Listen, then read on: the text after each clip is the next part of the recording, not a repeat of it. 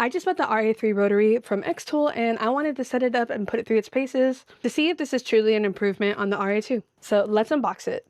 All right, so first of all, I love the packaging that it comes in. It's nice and secure and it has these magnets on it, which is super cool. So we have our instruction booklet. We have the jaws of the chuck. We have this really awesome level to make sure all the items we're doing is level. Tape measure. And what's really cool is you can easily make this the roller version or the chuck version. As you can see here, we have the motor and we have the base plate.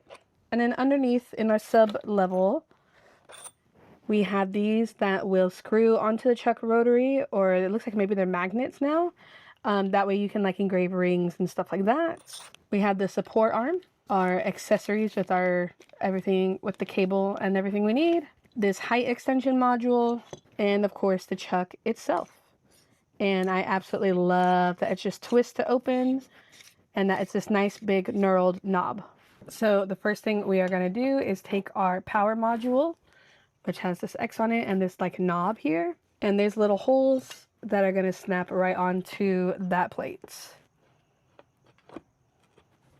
So make sure this screw is not too tight, and then you might have to just kind of knock it into place there and then tighten that right up. All right, that's nice and sturdy. Okay, next I want to assemble my chuck. So they have these little rubber feet that go in here, and then you can put them in whatever hole you want it to, and it's just like a nice snap fit. I love that they're doing magnets for all of this on this one. So already I kind of think it's worth it to get this one. And then the other option is for if you're doing really big things, then you can put these on these pieces, and then that would just slot into place like that. So then what we're going to do is this chuck is going to go right in to that spot, and it's kind of hard to tell, but it's hard to pull out, so it's going to lock in there. Like there's no screws or anything that's needed. So next we can take our support module. I'm going to unscrew this a little bit, and then these little things just slide into the end like this. And then there's definitely some wiggle room, and depending on how large your item is, you might not want this, and then you can just tighten it down, and then that's not going to move. And then you can turn this knob to raise and lower it, which is super awesome. The manual will show you if you need to use these little extra pieces on the chuck based on your tumbler size. And then something that I think is just so cool is this support arm has two functions. So if you unscrew it and then you slide it out, it has this little plunger. And then if you were to engrave like a baseball or an ornament, then that would suction cup the bottom of it and it would move freely. So I love that they kind of thought of those. And then this is the height extension model. This I think is for if you're using the bigger laser machines, but so I would just put it off to the side somewhere where you're not going to lose it, just because you never know when you're going to need it. So I love that it's nice and simple to bring these jaws back together.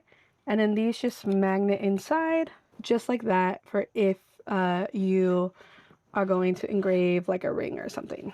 And then what's really cool too is this knob will loosen and tighten, and then for if you are doing those rings, then you can tighten it, and then you can get the nice engraving on the inside of the rings and stuff like that. So it's super cool. xTool is always making quality products. If you want to remove this, you just give it a nice pull, and then this is the base for if you want to put the roller on. It attaches in a very similar way, and then the only difference is you will connect it to these, and then that way your cup can roll along it. So it's pretty cool. I love how versatile it is. All right, so let's get this connected to the F2 and see what it's all about. It might help if I put the chuck back on. So what I'm going to do is I'm going to remove this base plate and just set it right next to the laser, and then place my chuck on here. That way it gets some support. So back here is where we can plug in our cord.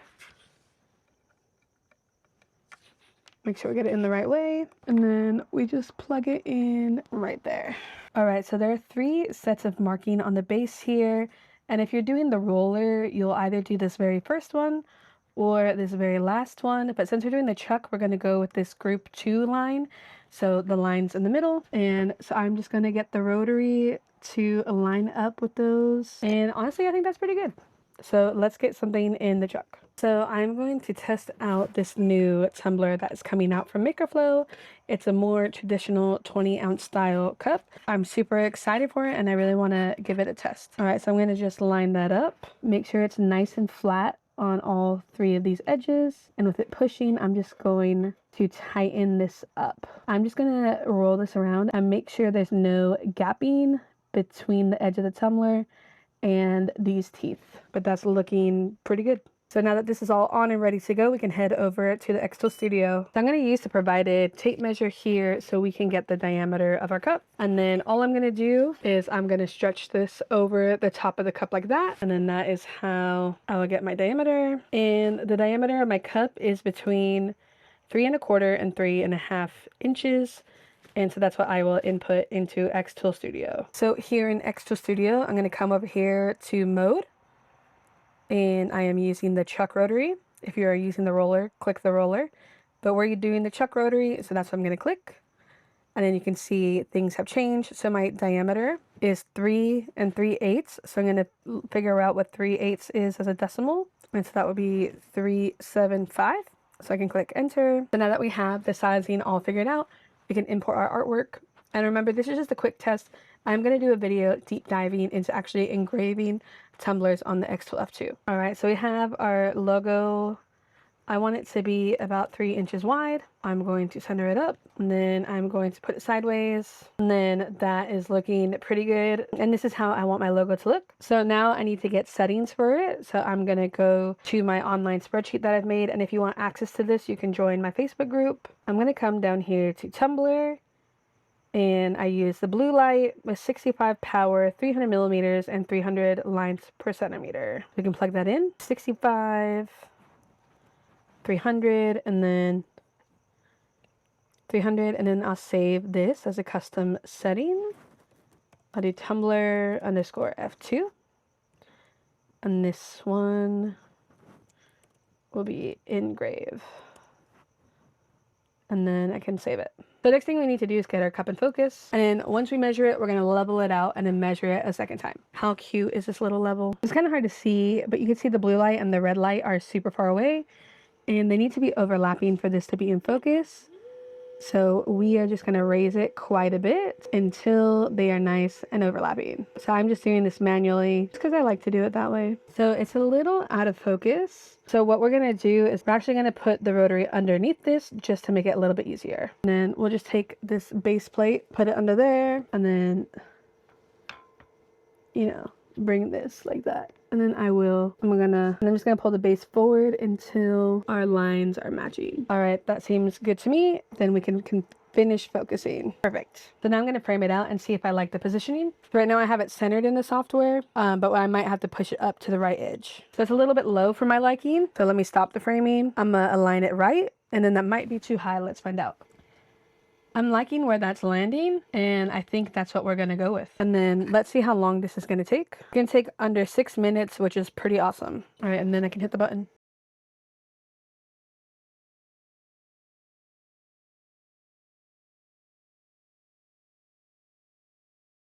All right, so as you can see, I messed up because I got ahead of myself and I neglected to change one of the settings in the software.